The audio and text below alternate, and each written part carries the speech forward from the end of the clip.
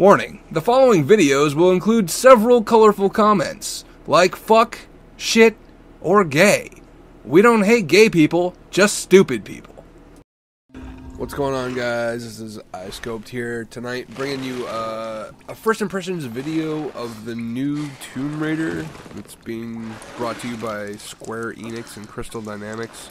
I think it won like 40 awards at E3, and I'm pretty confident that you probably all, heard about it.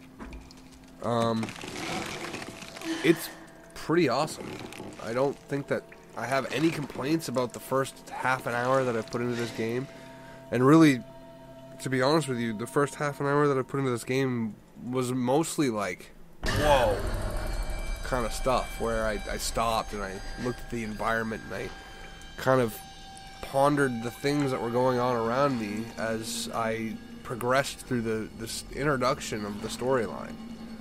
One of the important points to look at is that it seems like they're really treating this game kind of like a movie, right? Like, it starts with this really interesting kind of opening cutscene where, you're on the ocean and your boat kind of gets shipwrecked or whatever. I haven't really figured out what happened yet because I haven't played enough, and I think it has to do with like this weird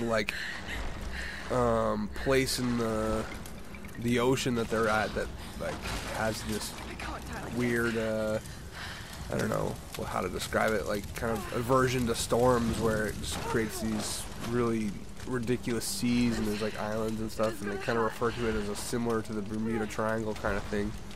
And that's a pretty cool concept, I guess.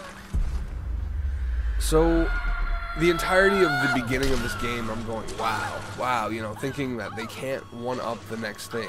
And this is one of those points where, right here, where she's creeping through this rock, she walks through this waterfall, and as she walks through the water, it puts out her torch, and I'm thinking to myself, wow, wow, again, another wow. How infrequently do we experience environments in games that respond, with such a level of realism?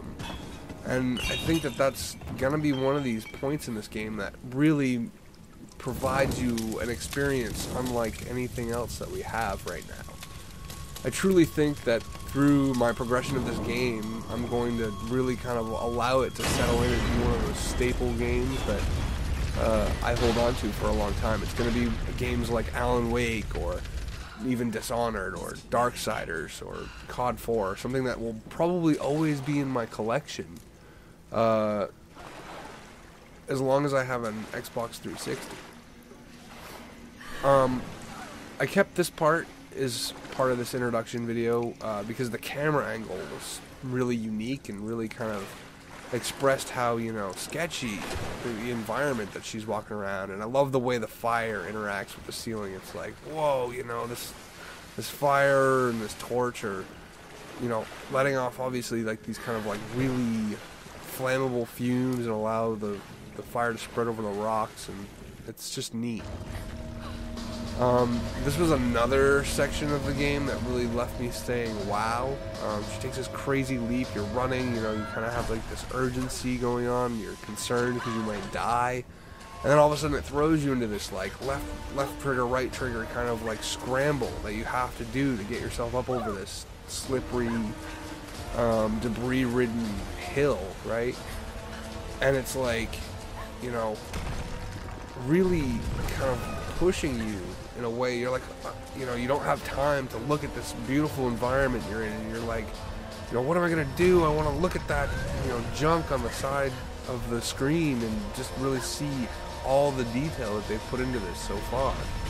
And then, you bust out of this hole in the cave, and you're kind of like anxious and breathing a little heavy, and you really feel like this kind of urgency in yourself, and your character model does the exact same thing, and she's sitting there, and then she kind of like picks her head up, and then it cutscenes to this really elaborate like beach scene, and you're thinking to yourself, like, wow, like, what is this game?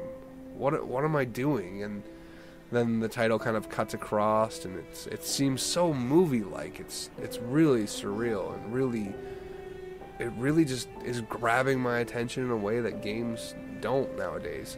And I'm really thinking that this is going to be an awesome game. Another important piece that I felt like was important, like an important piece that was important, okay, right? Another piece that I felt like I should show as far as this introduction and kind of first perceptions video is these camera angles that are included in a lot of these progressions that are sketchy, right? She's kind of balance beaming across this tree that's over this really tall waterfall where the ocean meets like this river outlet, and you know, this tree's like rolling around and she's falling and grabbing on and holding on for her life. It really adds just this whole like kind of emotional attachment to this character where you're like, please don't fall, you know, I don't want you to fall to your doom, beautiful animated lady. I can do this. Some of the props in this are really interesting, but I think they might have overdone this kind of aspect. I think this is like the third airplane I've seen, and you know, as you're running through some catacombs in this introduction, you see these like boats everywhere, and it's like, how many boats really have crashed here? Like, I don't know. It just seems a little unrealistic at that point, but also kind of adds an interesting flair to the storyline. This part coming up right here, you know, she's kind of hand over handing across, and falls, and splats on the ground, and really looks like, ow, you know, that hurt. She's kind of holding her ribs, or she ate some rebar through her chest, and you think to yourself, or I thought to myself anyways, in all of these classic Tomb Raiders, you know, that I played when I was a kid, I was thinking, every time she fell or, you know, jumped off something high, she kind of landed with this like cat-like grace where you could like roll or do any of these, you know, various tricks to kind of like break the fall, right? And in this one, every time she falls or jumps off something high, you know, it kind of has an unexpected landing. She just kind of like falls to her side, and the wind kind of gets knocked out of her, and it really adds almost a level of realism and helps build like that character attachment. You know, the really like feeling like you care about how well you play and how much you think about what you're doing with this character, and it's really kind of fascinating how quickly they develop that kind of relationship early on in this game. I've included this part because it shows the first weapon that you get. It's a longbow. You kind of have to fish it off this dead body that's strung up, and it kind of, without showing any major hints and any of the puzzles that I think this game is going to contain, because you have like this little section right before this where you have to kind of solve a puzzle. It's not, I don't know, I'd call it a puzzle, but it's maybe not. But there's kind of a problem-solving aspect to this game, which I feel like has been abandoned by so many of these like classic reboots, and this one has held on to that as far as I can tell. Again, you know, I've only played for half an hour, so things could be a lot different than I'm perceiving. But I don't think so. I think that this game is going to just continue to satisfy the classic kind of Tomb Raider perspective. The last piece that I've kept is kind of these like introduction to these menus that you get, right?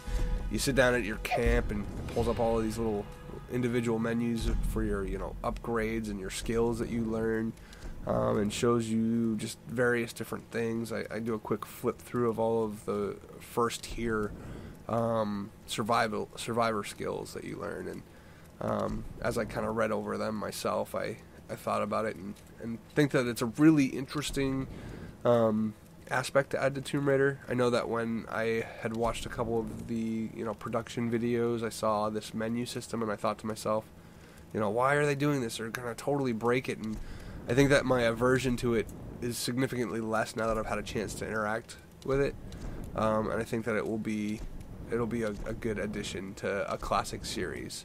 So far, I give this game 2 thumbs up. I totally am going to play it more. I'm going to post some more content with it as well.